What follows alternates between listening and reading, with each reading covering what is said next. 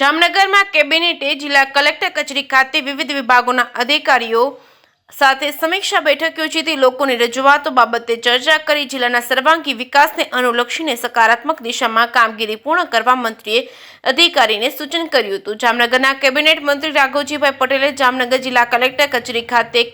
Collector Ketan ઠક્કરની ઉપસ્થિતિમાં વિવિધ વિભાગના અધિકારીઓ સાથે જામનગર જિલ્લાના વિકાસ અને લોકોના પ્રશ્નો સંદર્ભે સમીક્ષા બેઠક યોજી હતી। આ બેઠકમાં જામનગર મહાનગરપાલિકા તથા વિવિધ વિભાગો જેમાં DILR તેમજ ગુજરાત પાણી પુરવઠા અને ગટર વ્યવસ્થા બોર્ડ તેમજ PGVCL સિંચાઈ વિભાગ તેમજ આયોજન વિભાગ તેમજ શાળા અંકુશ વિભાગ તેમજ જામનગર શહેરી વિકાસ સત્તા મંડળ તેમજ જિલ્લા ગ્રામ વિકાસ એજન્સીના અધિકારીઓ સાથે વિવિધ મુદ્દાઓ પર તથા લોકો દ્વારા આવેલી રજૂઆતો સંદર્ભે ચર્ચા કરવામાં આવી, જેમાં DILR કચેરીની બાકી અરજીઓની કામગીરી ઝડપથી પૂર્ણ કરવા તથા ગામડાઓના જમીન માપણીની વધુ અરજીઓ ત્યાં કેમ્પનું આયોજન કરવા મંત્રીએ જણાવ્યું હતું। ઉનાળાની ઋતુને ધ્યાનમાં રાખી રહેણાંક વિસ્તારમાં નિયમિતપણે પીવાનું પાણી પૂરું પાડવા તેમજ પીવાના પાણીની પાઇપલાઇનના કામો પાણીના સંપની બનાવવાના કામોની અગ્રતા આપવા તેમજ લોકોની રજૂઆતોનું ત્વરિત નિરાકરણ લાવવા બાબતે મંત્રીએ સૂચન કર્યું હતું। જામનગર મહાનગરપાલિકા વિસ્તારમાં શાળાઓમાં વિદ્યાર્થીઓને પીવાનું શુદ્ધ પાણી મળે તે પ્રકારે આયોજન હાથ ધરવું તથા નવા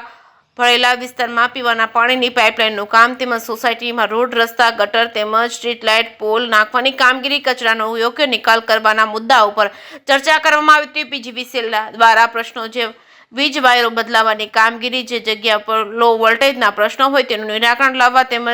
ફીડરો મેન્ટેન તેમજ ખેતરોમાં દિવસે વીજળી આપવી તેમજ લોકોને નડતરરૂપ વીજ પોલનું સ્થળાંતર કરવું વાડી વિસ્તારોમાં નિયમિતપણે વીજ સપ્લાય આપવાની લોકોની રજૂઆતોનો નિકાલ લાવવા અંગે મંત્રીએ લગત અધિકારીઓને જણાવ્યું હતું। પ્રી મોન્સૂનની કામગીરીના ભાગરૂપે સિંચાઈ વિભાગને આગોતરું આયોજન હાથ ધરવા તેમજ તળાવો તેમજ ચેકડેમોનું રિપેરિંગ કરવા તેમજ પૂર સંરક્ષણ દિવાલો બનાવવા સુજલામ સુફલામ યોજના હેઠળ તળાવોને ઊંડા ઉતરવાની કામગીરી કરવા તેમજ શાળા અંકુશ વિભાગને લગત જમીન સંપાદનના કામો તેમજ રોડ રસ્તાઓના કામો કેનાલની સફાઈના કામોને પ્રાધાન્ય આપવા મંત્રીએ ચર્ચા કરી જરૂરી માર્ગદર્શન આપ્યું હતું। આ બેઠકમાં કલેક્ટર કેતન ઠક્કરે ઉપસ્થિત અધિકારીઓને પડતર અરજીઓ અને રજૂઆતોનો નિકાલ કરી સકારાત્મક અને સમયાંતરે કામગીરી પૂર્ણ થાય તે દિશામાં કામ કરવા સૂચન કર્યું છે। આ બેઠકમાં જિલ્લા વિકાસ અધિકારી વિકલ્પ ભારદ્વાજ તેમજ